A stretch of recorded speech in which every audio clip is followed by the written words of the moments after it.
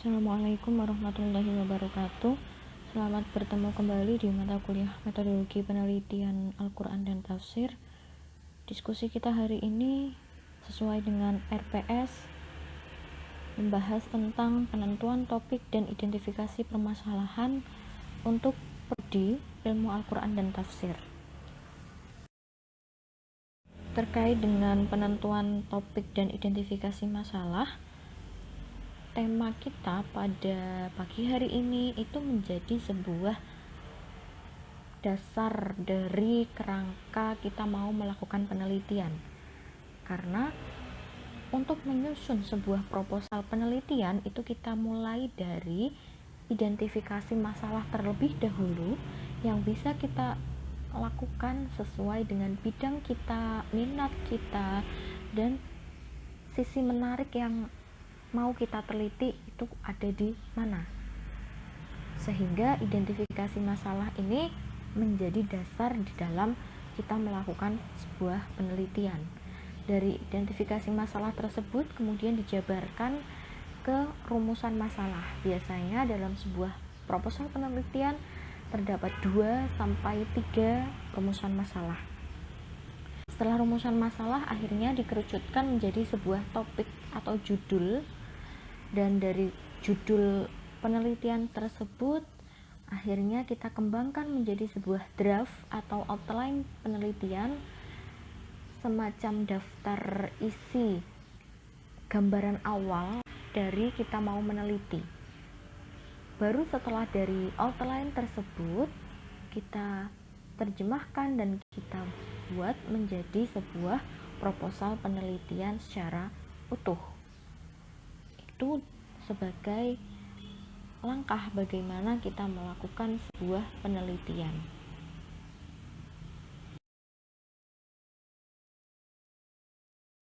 Kemudian definisi masalah dalam suatu penelitian itu apa?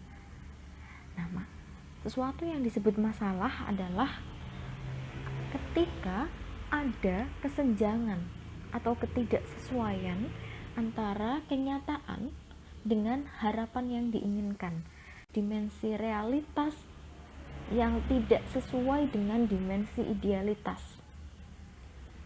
atau kita mengenal gap antara dasein, kenyataan yang harusnya seperti itu terjadi tetapi tidak sesuai dengan dasolen, harapan yang kita inginkan di dalam suatu penelitian.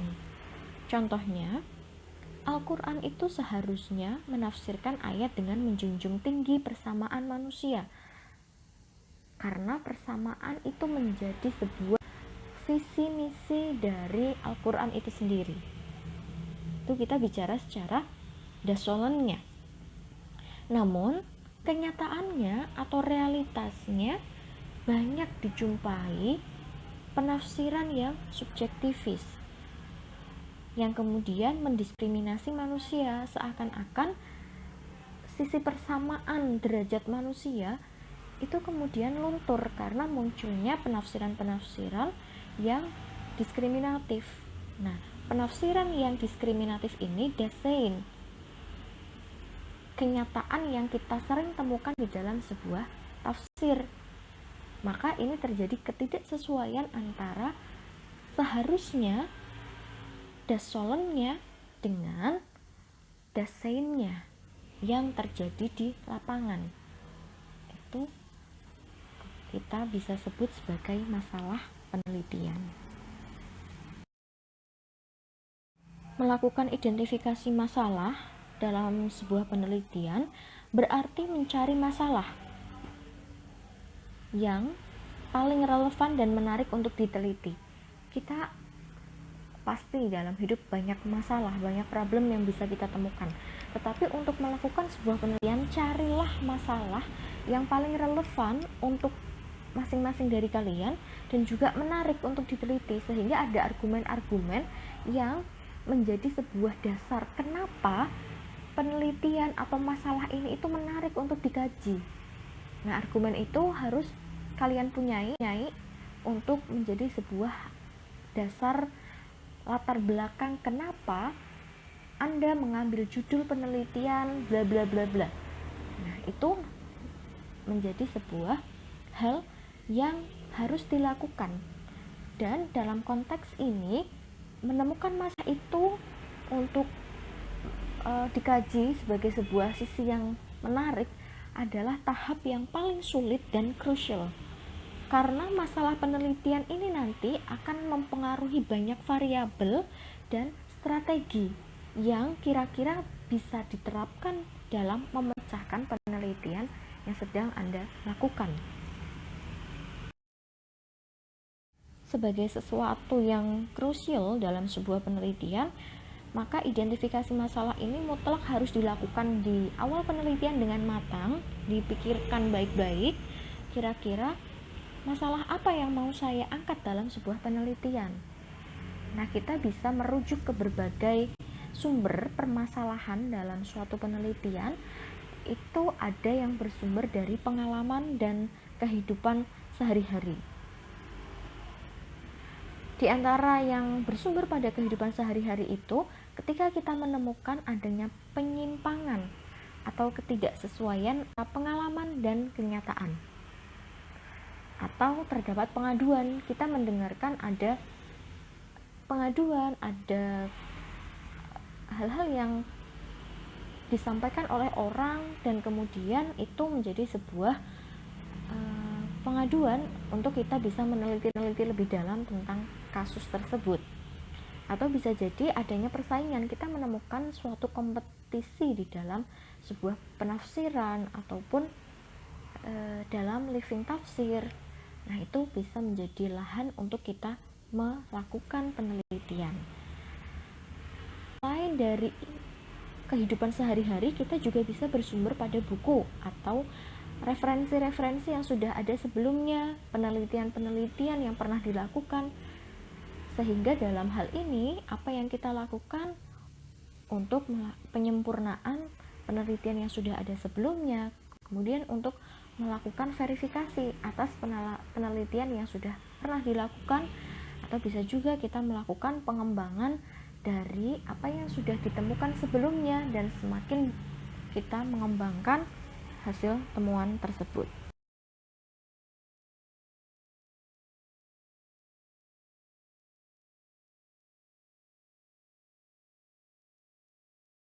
Setelah kita menemukan kira-kira ada satu masalah atau beberapa alternatif masalah yang mau kita teliti.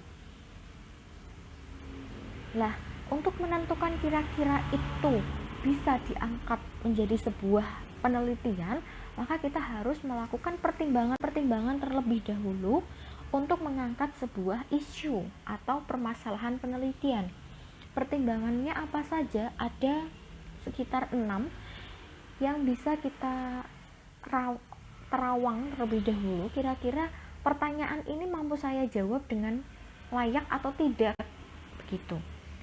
Yang pertama, apakah masalah itu, isu itu sesuatu yang baru, menarik, serta menimbulkan rasa ingin tahu pada calon peneliti.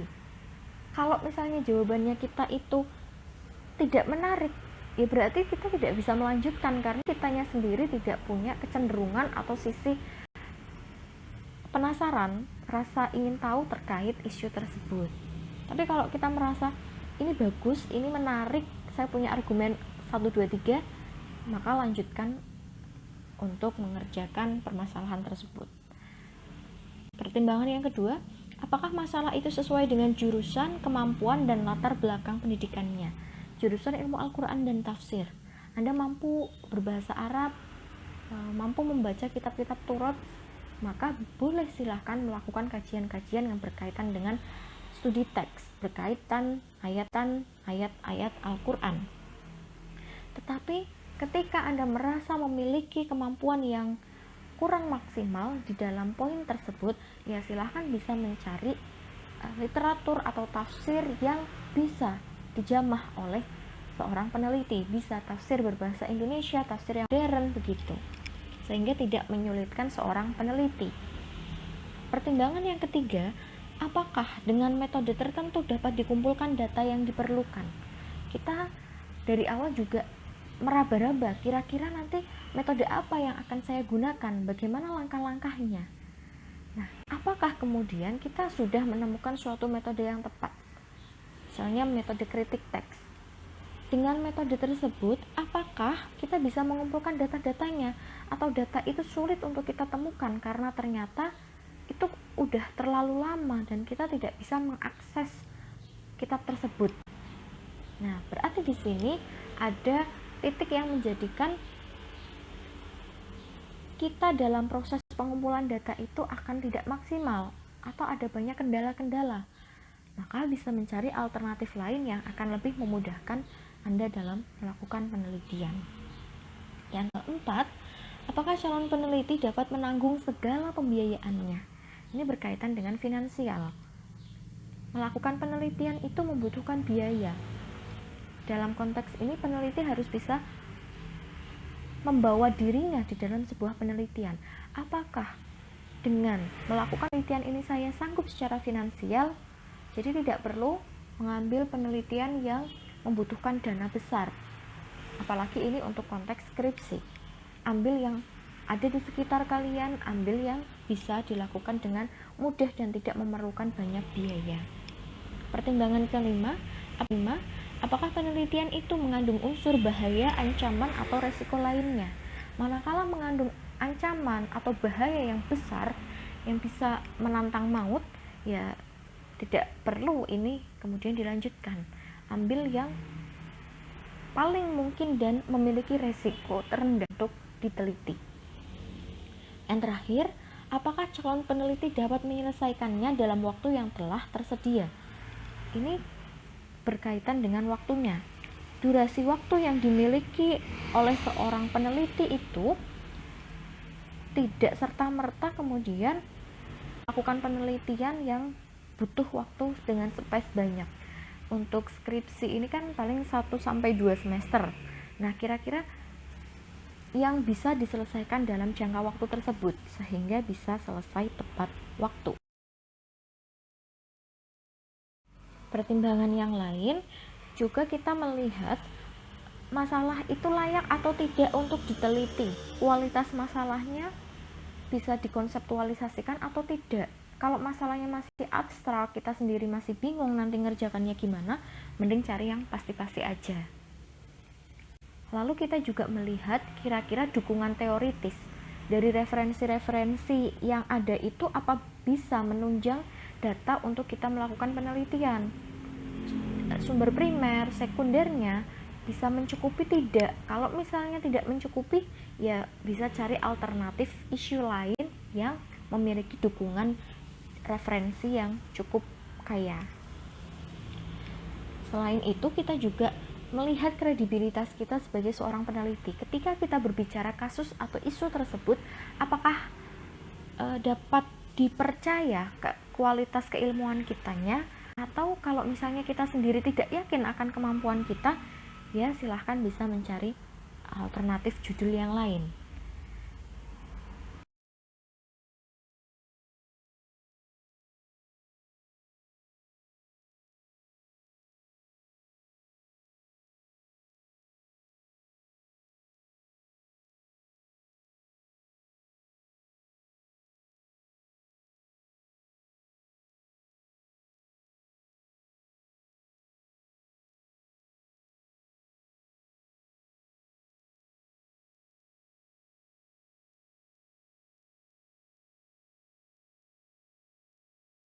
Kemudian, bagaimana cara mengungkapkan identifikasi masalah yang sudah ada ke dalam judul?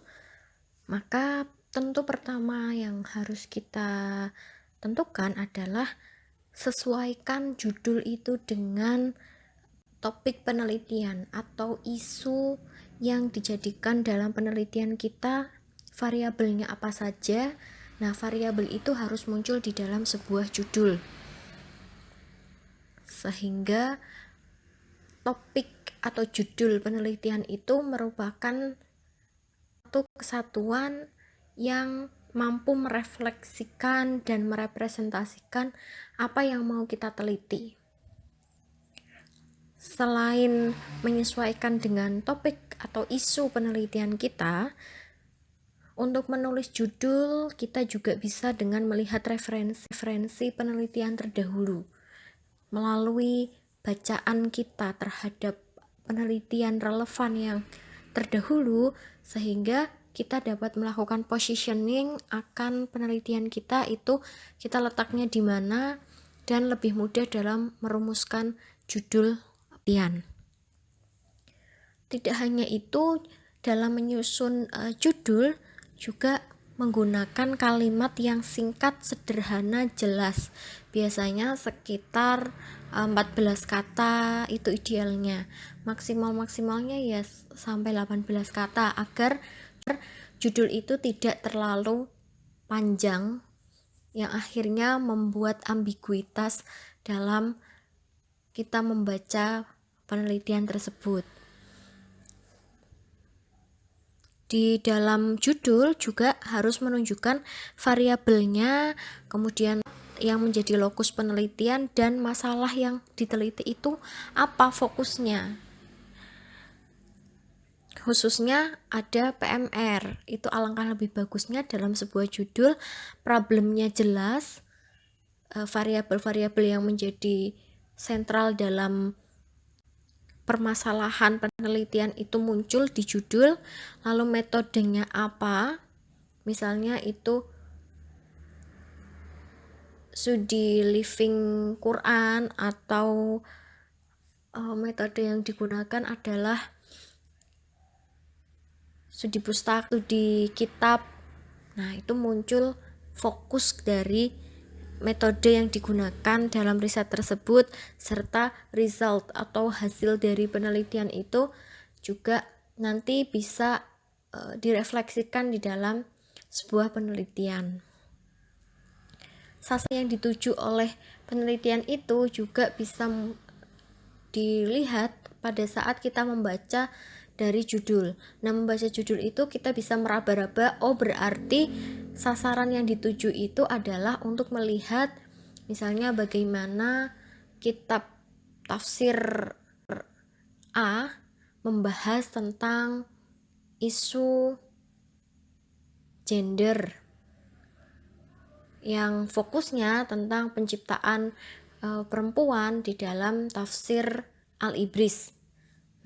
Itu kita membaca itu sudah clear, judul itu berarti sudah tahu arah dan sasarannya. Beberapa contoh judul-judul penelitian atau skripsi yang berkaitan dengan bidang Al-Quran dan tafsir, diantaranya pasangan di surga dalam Al-Quran, kajian tematik dengan analisis semiotik Charles Sanders Peirce. Berarti ini merupakan kajian tematik, temanya pasangan di surga yang terdapat dalam Al-Quran. Nah, analisanya menggunakan analisa semiotik Charles Sanders Peirce.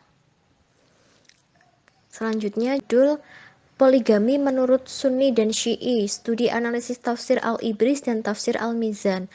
Ini termasuk penelitian komparatif yang meneliti di dalam dua kitab tafsir, satu tafsir Al-Ibris, dua tafsir Al-Mizan. Di dua tafsir tersebut mau melihat bagaimana penafsiran terkait ayat-ayat poligami. Satu merefleksikan tafsir Sunni, tafsir Al-Ibris, dan satunya tafsir Al-Mizan merefleksikan tafsir Syi'i. Ada contoh yang lain, yaitu pembacaan surat-surat pilihan dan sebagai amalan harian, studi living Quran di Pondok Pesantren Al-Islah Pekalongan. Nah, kalau ini termasuk penelitian sosial menggunakan teori analisa living Quran, berarti bagian dari teori resepsi Al-Quran, kajian field riset lapangan, lokasinya di Pondok Pesantren Al-Islah Pekalongan. Fokusnya bagaimana pelaksanaan living Quran berkaitan dengan pembacaan surat-surat pilihan yang digunakan sebagai amalan harian para santri di Pondok Pesantren Islah Pekalongan. Contoh yang keempat, penafsiran huruf muqatta'ah Abdullah Yusuf Ali dan implikasinya terhadap tafsir. Ini termasuk penelitian tokoh, pemikiran tokoh, yaitu tokohnya adalah Abdullah Yusuf Ali. Bagaimana penafsiran huruf muqatta'ah yang dilakukan oleh Abdullah Yusuf Ali, dan dari penafsiran huruf muqatta'ah itu implikasinya terhadap tafsir seperti apa. Itu sekelumit dari contoh-contoh penelitian di bidang Al-Quran dan tafsir. Demikianlah materi penentuan topik dan identifikasi masalah untuk mahasiswa program studi ilmu Al-Quran dan tafsir semester 4. Terima kasih atas atensi dari teman-teman semua. Tetap semangat, semoga sukses selalu, tingkatkan iman dan imun menuju kehidupan yang lebih baik. Wassalamualaikum warahmatullahi wabarakatuh.